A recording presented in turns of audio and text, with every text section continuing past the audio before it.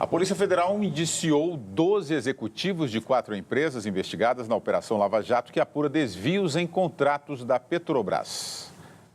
Os executivos indiciados pela Polícia Federal são acusados de cometer fraude em licitação, lavagem de dinheiro, corrupção ativa, falsidade ideológica e uso de documento falso. Todos trabalham em companhias investigadas na Operação Lava Jato. Os indiciados são da construtora Mendes Júnior, Flávio Samota Pinheiro, Rogério Cunha de Oliveira, Ângelo Alves Mendes e Sérgio Cunha Mendes. Da construtora Queiroz Galvão, Otton Zanoide de Queiroz Filho e Idelfonso Colares Filho. Da Galvão Engenharia, Ayrton Medeiros Fonseca.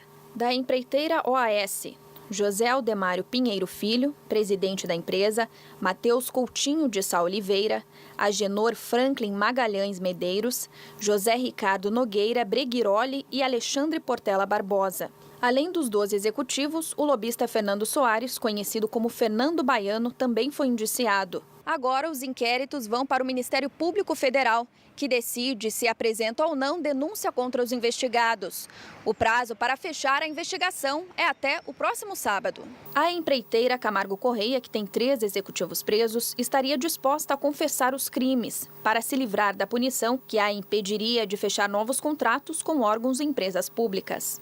As demais companhias buscariam outra estratégia, fechar acordo com a Justiça para pagar R$1 bilhão em multa e voltar a disputar licitações públicas, mas nunca assumir a prática de corrupção. Hoje, o gabinete do Procurador-Geral da República, Rodrigo Janot, recebeu a íntegra da delação premiada do doleiro Alberto Youssef. Janot vai analisar os depoimentos e encaminhá-los ao ministro do Supremo Tribunal Federal, Teori Zavascki, que vai decidir se homologa ou não o acordo, que poderá dar uma pena menor a Youssef em caso de condenação. O Jornal da Cultura entrou em contato com as 4 construtoras indiciadas pela Polícia Federal. A Mendes Júnior e a Galvão Engenharia disseram que não comentam inquérito em andamento. As demais não responderam. José Álvaro, como é o dinheiro, né? As construtoras pagam para conseguir as obras e querem pagar para não serem penalizadas. Não serem penalizadas. E também pagam, muitas vezes, financiam campanhas eleitorais, né, William? Inclusive, até mesmo da presidente que foi reeleita. Eu acho que nós estamos vivendo um momento histórico no Brasil no que diz respeito à questão, ao fenômeno da corrupção, né? A corrupção é um fenômeno muito grave, muito complexo. Aliás, não é um fenômeno só das novas democracias, é um fenômeno das velhas democracias também. A corrupção compromete a legitimidade do regime, leva as pessoas a descrerem na democracia, na possibilidade de uma competição eleitoral que seja igualitária, que leve em consideração todas as partes. E tem um resultado, tem um aspecto, William, extremamente importante que envolve as empresas, não é? Que é o fato de acordos espúrios faz com que políticas públicas que seriam implementadas através de mecanismos públicos, licitações, etc., corretas, na verdade são feitas através de acordos e como apareceu nas denúncias, nas investigações do Ministério Público e da Justiça, não é? Com a formação de um clube específico. Eu acho que isso é um momento histórico. Nós estamos começando a perceber que essa mudança pode ocorrer, que nós podemos fazer a mudança, nós podemos corrigir a existência desse crime, não é? E, num certo sentido, me surpreendeu muito ver nos jornais de hoje, não é, que a presidente Dilma tenha ficado irritada com o fato do Procurador-Geral da República, Rodrigo Janot, no dia da celebração, no Dia Internacional de Combate à Corrupção, né, entre outras coisas, ter sugerido à presidente que está na hora de mudar a direção da Petrobras, né? Me chama a atenção que a presidente tenha ficado irritada com isso. Num determinado momento da campanha eleitoral, a presidente Dilma Rousseff usou muito a imagem, não é, do suposto engavetador-geral da República para se referir ao procurador do período Fernando Henrique Cardoso. Mas agora, quando o procurador, no seu período, que aliás foi nomeado por ela, de uma maneira clara, chama a atenção e diz é preciso responsabilizar os diretores da Petrobras, ela se irrita. Veja, William, na verdade não foi só o Rodrigo Janot que chamou atenção para isso. Também o ministro demissionário Jorge Raggi, da Controladoria Geral da União, acabou de chamar a atenção para uma coisa muito importante. Ele diz: as empresas estatais têm um controle, uma fiscalização de atos indevidos, mal feitos, como a presidente costuma chamar, que é muito limitado. Ele está chamando a atenção não só para a Petrobras, mas para o conjunto das empresas estatais.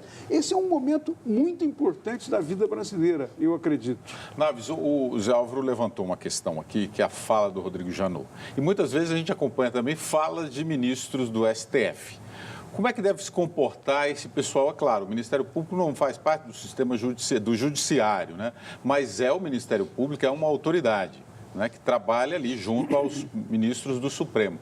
Como é que pode ser esse papel de um representante ou de uma autoridade nesse nível? Ela deve se expressar? Eu acredito que quando a autoridade está diretamente envolvida, ela não só pode, mas como deve se expressar. Ela tem, vamos dizer, a obrigação perante a sociedade de ser transparente, de dar todas as informações. Agora, uma autoridade que aparece de uma forma oportunista, que não tem, vamos dizer, a questão não está sob júdice ainda, etc., começa a intervir no debate político, fica um pouco conturbado o ambiente. Os juízes, às vezes, eu admiro muito um juiz mais discreto. Naquele momento que ele é solicitado, no julgamento, etc., eu acho que ele pode se manifestar. Mas, às vezes, a discrição vai bem, principalmente no juiz que o caso poderá se colocar para ele intervir no futuro. E ele pode, inclusive, comprometer o julgamento futuro dele. Mas essa matéria me chama a atenção por um outro ângulo, William, a questão das empresas.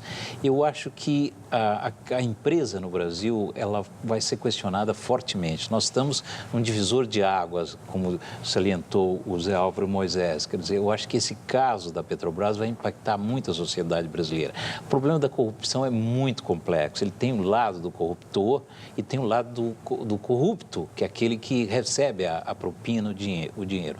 Ou as empresas estão hoje submetidas a uma legislação muito forte no Brasil. Os órgãos de controle hoje são muito poderosos no Brasil. Vocês veem a atuação, como a visibilidade que tem a atuação do Ministério Público hoje, dos tribunais de conta e também das corregedorias. Então, o empresário hoje tem que prestigiar, entendeu? Algumas instituições que tratam, inclusive, estabelecem diretrizes para a governança, você entendeu? E mesmo empresas estatais, como foi citado aqui, a própria Petrobras, nós temos um momento em que o empresariado e as suas organizações, as suas representações, devem se voltar para as políticas de compliance, de conformidade com os procedimentos legais, política de responsabilidade social empresarial. Nós vimos esse exemplo em São Paulo, que o Ministério Público faz um acordo para se reformar um prédio.